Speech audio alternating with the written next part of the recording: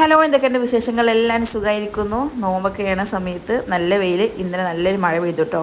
ഇന്ന് ഞാൻ ഒരു ഇഫ്താർ ഐറ്റം എന്നല്ല കാണിച്ചു തരുന്നത്. ഇതിന് മുന്നേ ഞാനൊരു വീഡിയോ അപ്ലോഡ് ചെയ്തിരുന്നു കുറച്ച് മാസങ്ങൾക്ക് മുന്നേ. എൻ്റെ കുഞ്ഞ് പ്ലാവിൽ ചക്ക ഉണ്ടായത്, ചെറിയ ചക്കയത്. അത് വലുതായിട്ട് ഞാൻ വീഡിയോ ഇടുണ്ടെന്ന് പറഞ്ഞിട്ടുണ്ടായിരുന്നു. അങ്ങനെ എൻ്റെ ചക്ക അതാ വലുതായിട്ടുണ്ട്, നന്നായി പഴുത്ത് നല്ല സ്മെല്ല് വരുന്നുണ്ട് കേട്ടോ.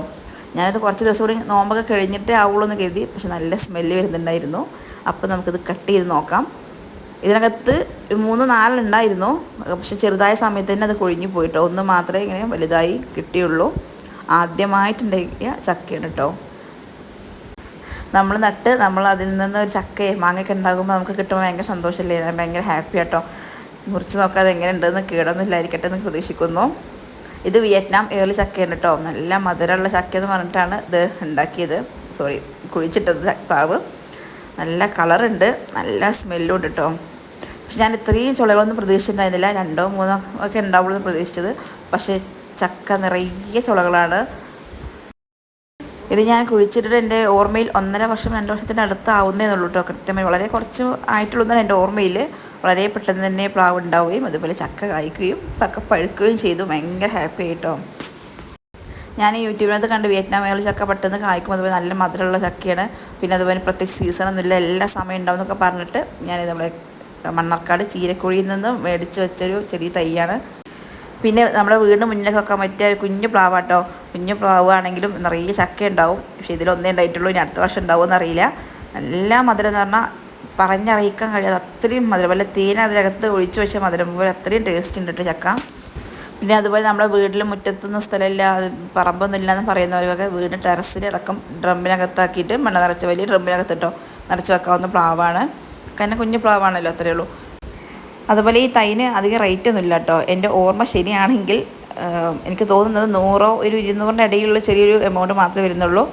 ഞാൻ മേടിച്ചത് 2-3 ഇലകളുള്ള ഒരു കുഞ്ഞ് തൈയായിരുന്നു. അത് മേടിച്ച് നട്ടു.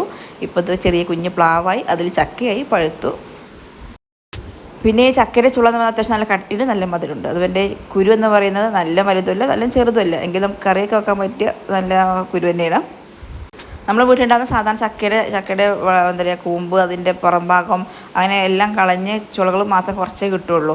ഇത് ശരിക്കും പറഞ്ഞാൽ അതിൻ്റെ ചവിണ്ണി അടക്കം കഴിക്കാൻ പറ്റും, അത്ര മധുരമുണ്ട് ഇത്. അതിൻ്റെ പുറം ഭാഗത്തുള്ള ആ മുള്ളില്ലേ അത് മാത്രം ചെത്തിക്കളയുക. അതുപോലെ ആ പശയില്ലേ, ചക്കപ്പശ, അതും ആ ഭാഗം മാത്രം ചെത്തിക്കളഞ്ഞാൽ മതി. ബാക്കി മുഴുവനായിട്ട് കഴിക്കാൻ, കാരണം നല്ല ടേസ്റ്റ് ഉണ്ട്. അതിൻ്റെ ചവിണ്ണി അടക്കം ഭയങ്കര മധുരം. ഇത് നിങ്ങൾ ആരെങ്കിലും വീട്ടിലുണ്ടെങ്കിൽ കമൻറ്റ് ചെയ്യണം കേട്ടോ. പിന്നെ ഞാനിത് യൂട്യൂബിനകത്ത് കണ്ടിട്ട് തന്നെയാണ് ഇങ്ങനെ നല്ല പ്ലാവെന്നൊക്കെ പറഞ്ഞിട്ട് വെച്ചത് തന്നെയാണ്. പക്ഷെ ഇത്ര നന്നാവും ഞാൻ പ്രതീക്ഷിച്ചിട്ടേ ഉണ്ടായിരുന്നില്ല.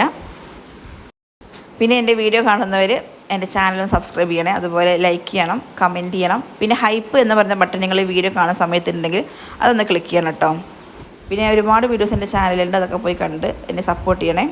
ഇത് കണ്ടോ ചക്ക, ഞാൻ പറഞ്ഞില്ലേ ഇത് കളയാൻ പ്രത്യേകിച്ച് ഒന്നുമില്ലാതെ ആ ഒരു പച്ച ഭാഗം മാത്രം ചെത്തിക്കളഞ്ഞാൽ മതി. ഇത്രയും ഭാഗവും അത് പഴുത്ത് ചുളയാണ്.